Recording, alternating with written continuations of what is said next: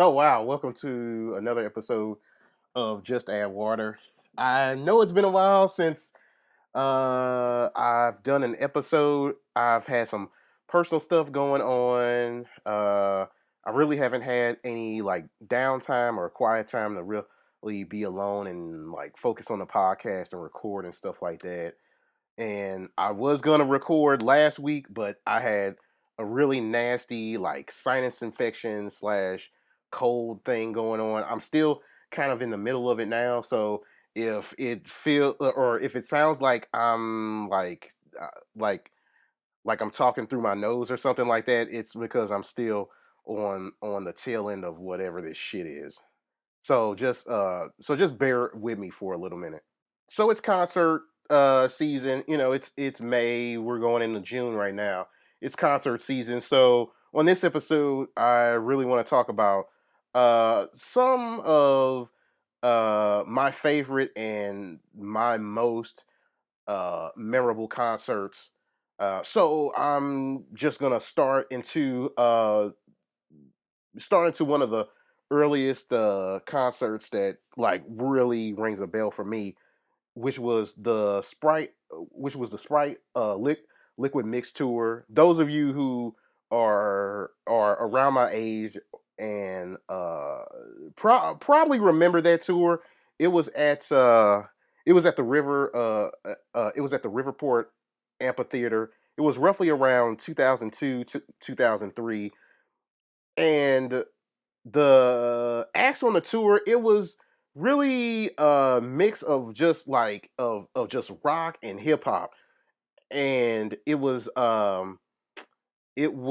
let's see, it was the Neptunes group, uh it was a Neptunes group, NERD. They were there. Jay-Z was there. 311 was there.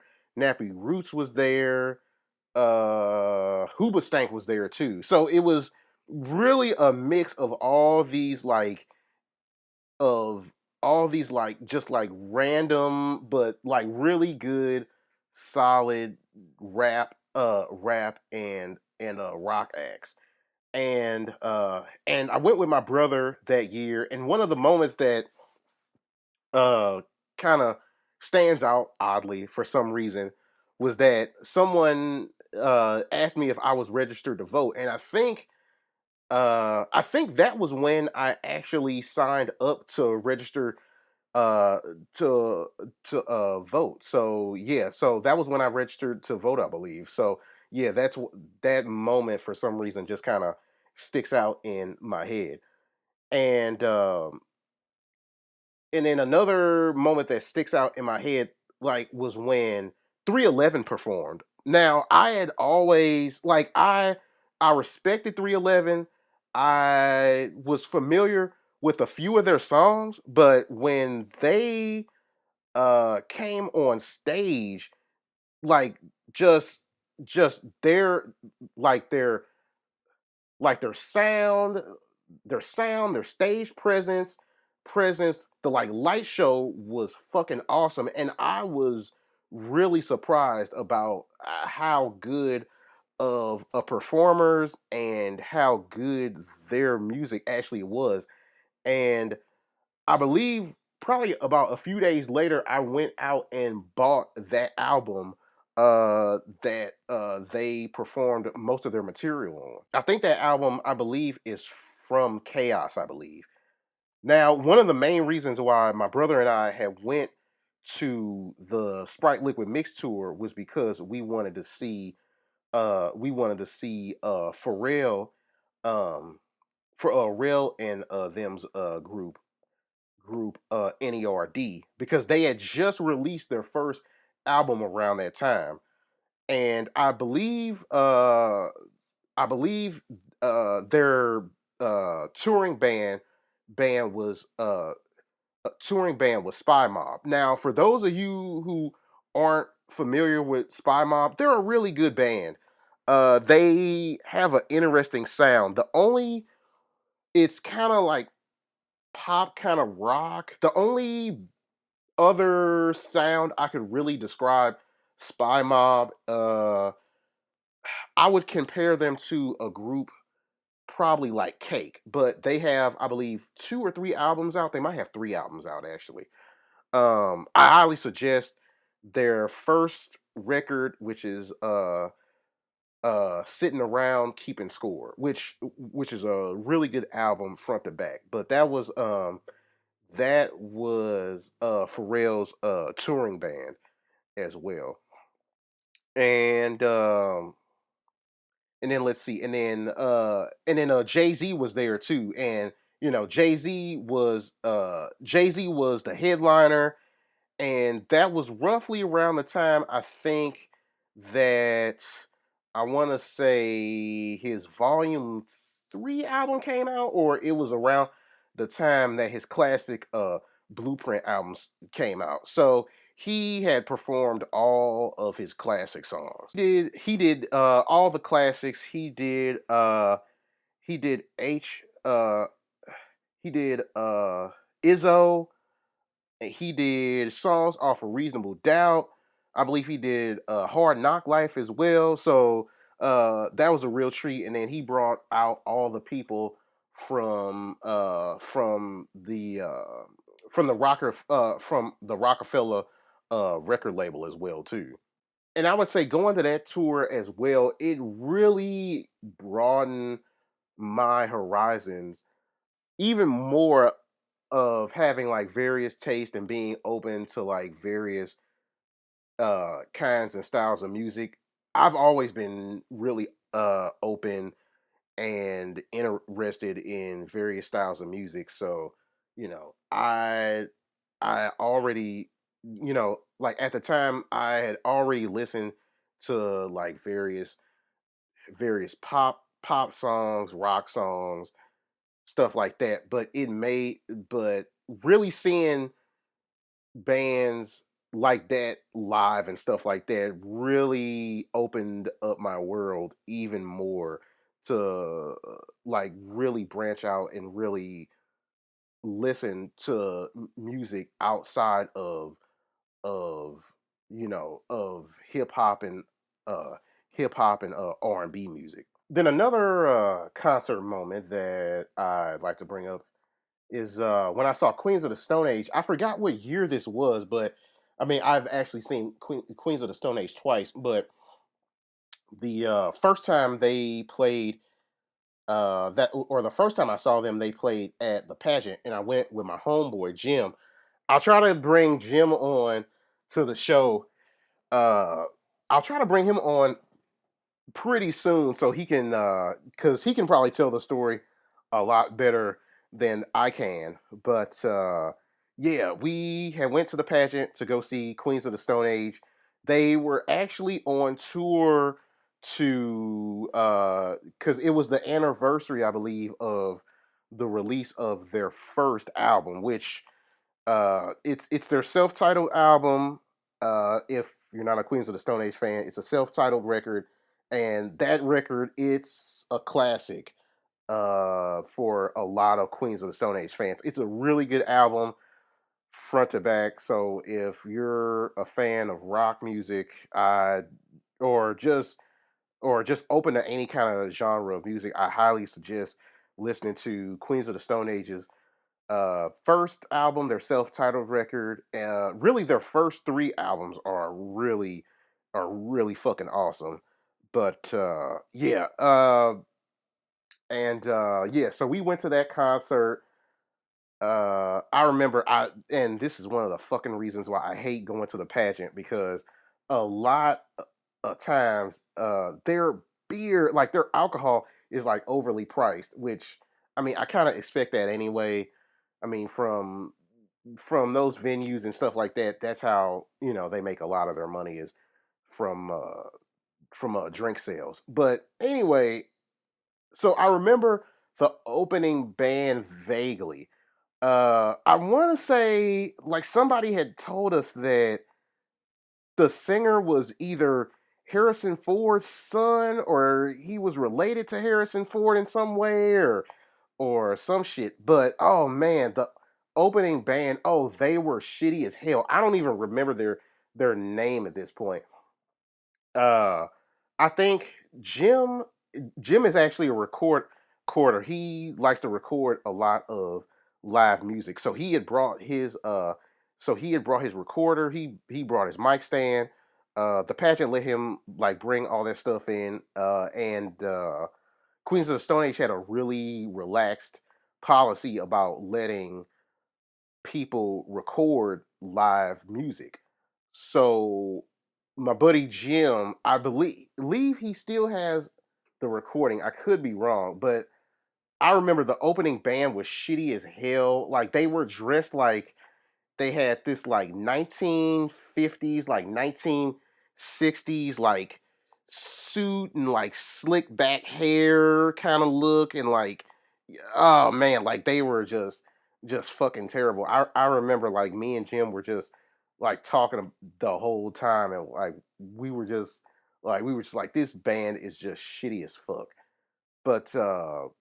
But like once Queens of the Stone Age got out on stage, it got really good. I remember Josh Homme, the lead singer, he was sick with either a cold or a flu at the time, and he admitted when he was on stage, uh, he was drinking backstage, and he had a little bit of whiskey or vodka to basically balance out him being sick. And I think it made the show even that much better and that much more interesting because he was doing a fair amount of banter and stuff like that throughout the show, I should say. Anybody who's seen a Queens of the Stone Age concert show knows that like occasionally Josh Homme does a little bit of banter in between some of the songs. Oh, but yeah, before I forget too. So going back for a second, excuse me, about Queens of the Stone Age's recording policy. I'll have more on that later when Jim and I saw Queens of the Stone Age for a second time at a different venue. They changed their policy, but I'll have a little bit more on that. But back to the recording thing. So we actually made some friends when we were there at the show. I remember there was this girl Amy, and she and her friends they were from Chicago, and they drove all the way down to see Queens of the Stone Age, and they had asked Jim for a recording of the show, which I don't know if Jim posted that recording to the general public or he gave that recording to them or emailed them. But yeah, yeah, I remember Amy, and I think she's one of my Facebook friends now. I think uh, I talked to her a little bit after the concert and stuff like that online. But yeah, but ma- basically made a new friend at the Queens of the Stone Age concert, and then at the end of the show, we actually ran into the sound engineer for Queens of the Stone Age. His name is Hutch. He's a really older guy. I would say in his he's probably in his late 60s, maybe early 70s. Uh, Older guy. He's really cool. For those uh, who've been on Queens of the Stone Age message boards or who are fans of Queens of the Stone Age, they everybody knows who Hutch is, and he's kind of a legendary person. And uh,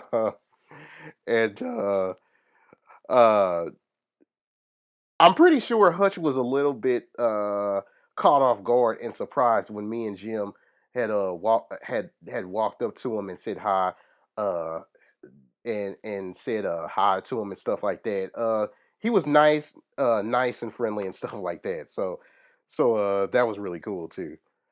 But one of the moments that stuck out for me about that concert was that when uh, when the concert was over, Jim and I we took separate cars to get there. So when we walked back to the parking lot, I got back in my car and I was trying to find a podcast or something to listen to at the time, And so I sat in the parking lot for a second, and something just told me to sit there. And I saw Jim kind of fumbling around and trying to look for his keys.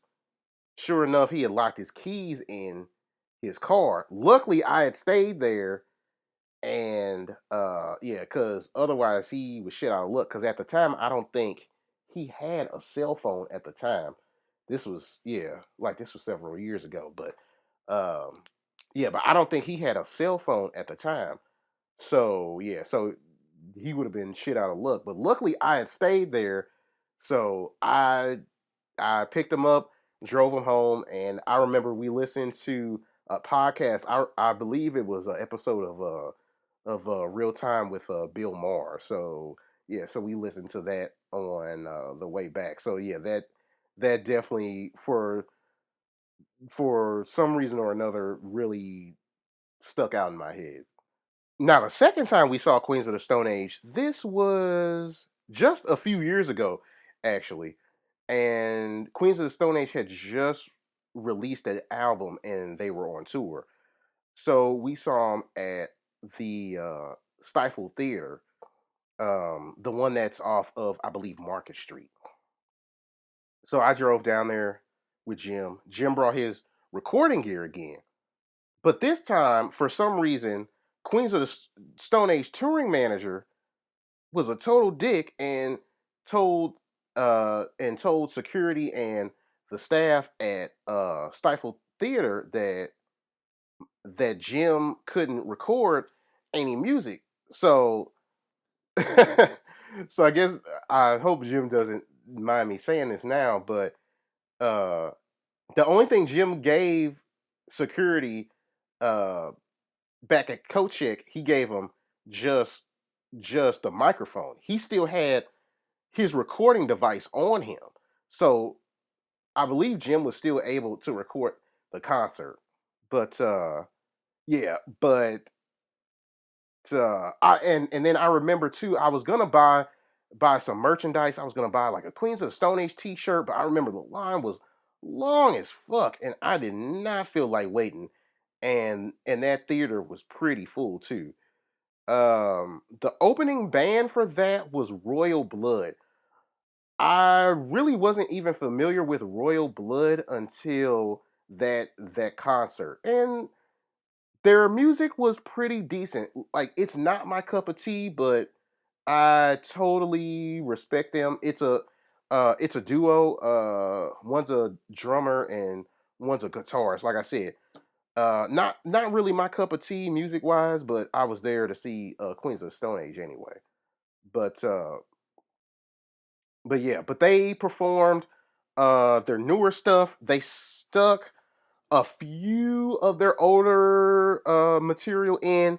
I'm not I'm not gonna lie, I'm not really a big fan of of Queens of the Stone Age's newer material. I don't think it's nearly as good as their first two or three albums. But yeah, but it was an experience to see them there. Uh yeah, and oh man, there's really two moments that stick out at that concert. So, like I said before, the lead singer Josh Homme, he likes to do a little bit of banter in between songs. So he said something. Like I said, Jim can probably tell this story a lot better, and I'll probably have him on the show at some point pretty soon. But I remember I only remember Josh Homme. He was like hitting on some girl, I think, in the audience. I don't exactly remember what he said, but he was like kind of like flirting with some chick in the audience. And yeah, and like he said something too, like it was kind of a dickish thing about St. Louis that he said. I don't remember exactly what he said, but I I remember it was something kind of dickish.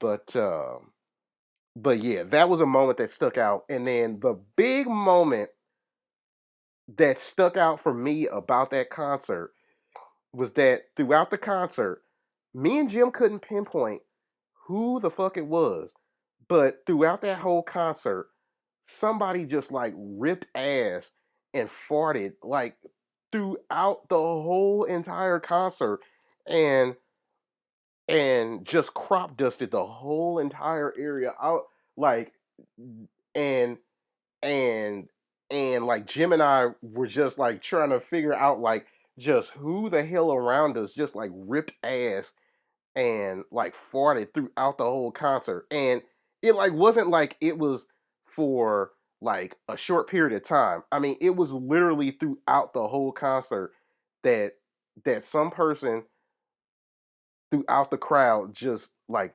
totally just ripped ass. And that was probably the big moment that stood out to me about the concert. But it was a decent concert. It wasn't as good as the first time that I saw Queens of the Stone Age, but it was definitely a memorable one, to say the least. Then another concert as well that stands out. Um, just to give a little background, I guess, kind of a background, I guess. Uh, I noticed that the older I get, I adopt more of my parents' musical taste and stuff like that. Probably the last 5 or 6 years or so, I've been listening to uh, a lot of jazz music, a lot of old school 70s and 80s soul music. I've been listening to a lot of blues and stuff like that. So I saw an artist, his name is Charles Bradley. I saw him, I believe it was at the old Rock House. This was a few years ago.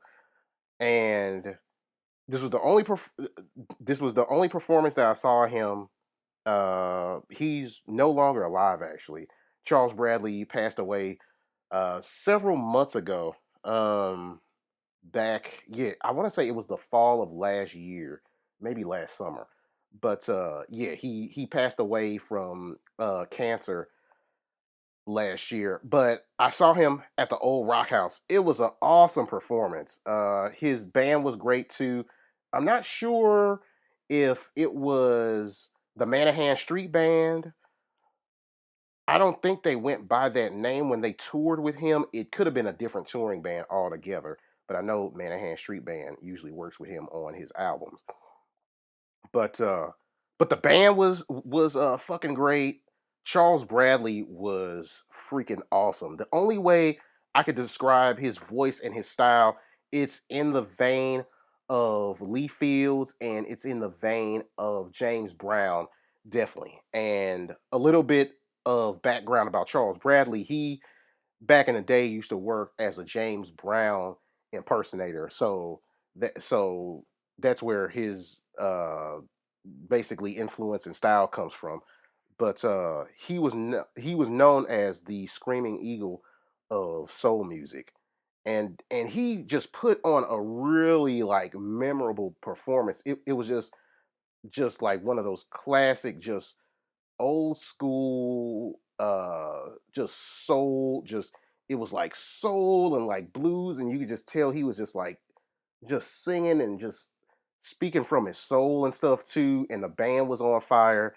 I had actually just went to that concert by myself because I had always been a fan of him leading up to that point, and I definitely wanted to see him for sure. And I'm so glad that I got to see him, especially before I passed, because I believe he only came to St. Louis one other time, and I think that was for uh I want to say that was for like Fair St. Louis, or that was for some other festival here in St. Louis. So and I didn't go to that one, but yeah, I'm so glad now that I got to see him, definitely, before he passed away. So I highly recommend, if you're a fan of just powerful soul music, like old school sounding like soul music, I would highly suggest uh, listening to Charles Bradley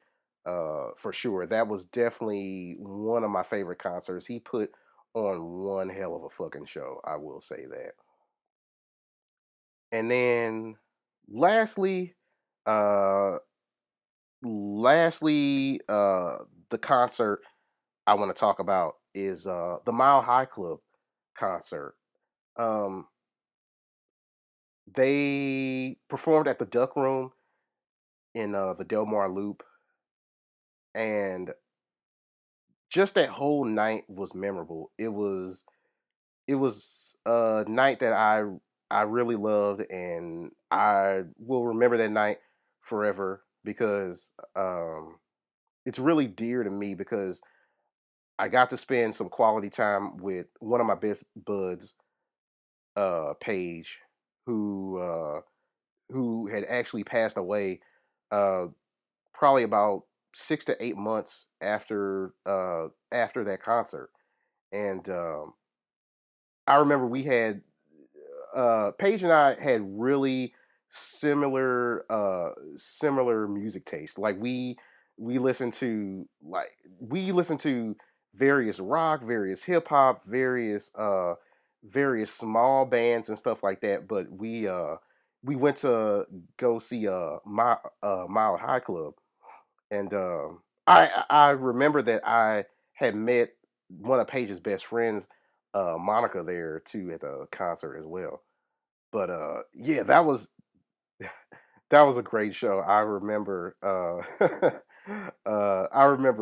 Paige and Monica screamed. Uh, they they screamed Coco Pelli, which is the name of one of Mile High Club's songs.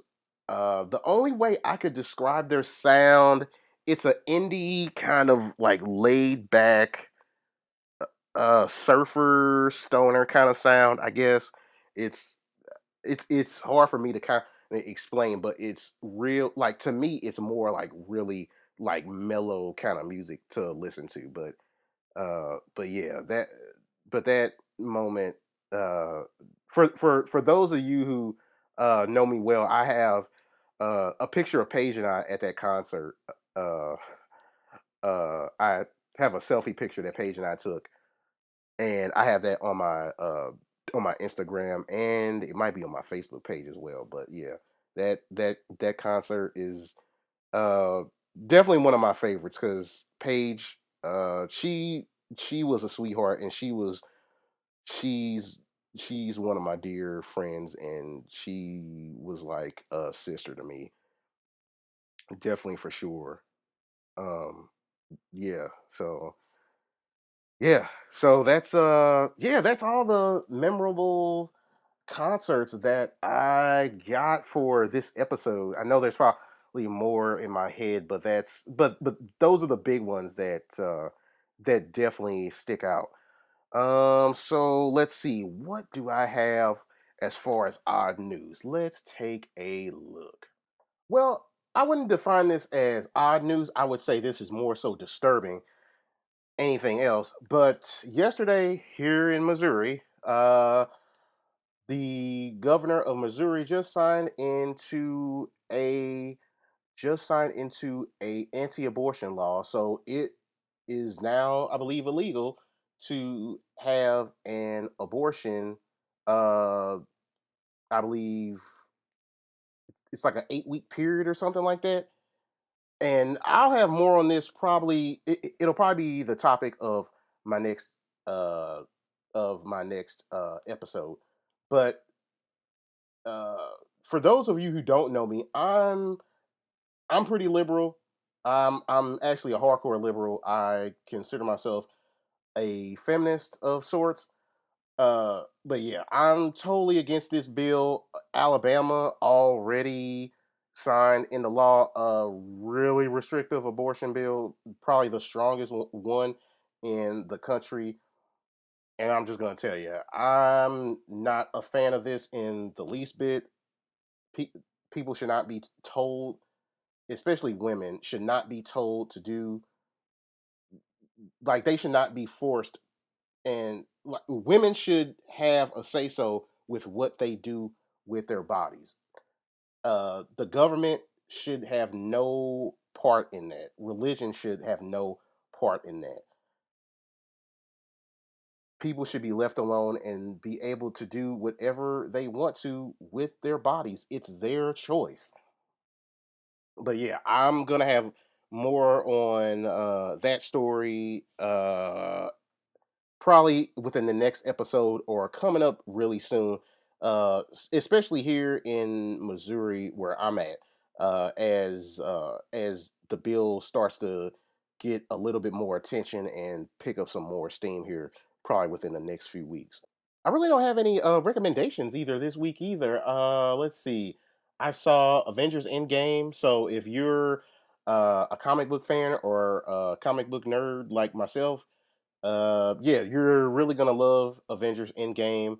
The ending is really sad, really bittersweet, but it really caps off the past 10 years of what Marvel Studios has really put together. And the other recommendation, let's see, I saw John Wick the other day. It's probably John Wick is the best in the series as far as action and set pieces and stuff like that. But fair warning though, the movie is heavily violent and graphic and stuff like that. So that's a fair warning about that movie. It put it this way, it's rated R for a reason, definitely for sure. I'm gonna try to see Booksmart, probably either today when this podcast goes up. I'm either gonna try to see it today or within the next few days. I've heard that's been getting really great reviews, so I'm gonna check that out. I'm gonna try to see Rocket Man, which I heard is getting really solid reviews too. Uh, and for those of you who don't know, Rocket Man is based, or it's based off the life. It's based off the life of Elton John, but it's told in uh, kind of a more lighthearted uh, kind of looser kind of depiction of Elton John's life. So yeah, so I'm definitely gonna try to check those two movies out within the next week or so. Anyway, that's all I got. I'll have another episode coming up probably as soon as possible. Like I said, I've been really kind of busy and stuff like that. I've been busy. I've been sick. I've been working on a screenplay. I haven't had a lot of quiet time here, and yeah, and I just got a new position at work too. So, um, yeah, so I'm kind of gearing up for that too. So I've been a little busy, been a little under the weather, having some other personal stuff going on. So yeah, so that's all I got. Hope you guys enjoy the episode. Please like, please subscribe, please tell a friend about it. I'll leave my email and stuff like that. You can give me any suggestions on future episodes, on stuff that I should check out, any suggestions about the show. Um, yeah, so that's all I got. Anyway, peace and blessings. Hope that you have a great holiday weekend, and I will holler at you next time.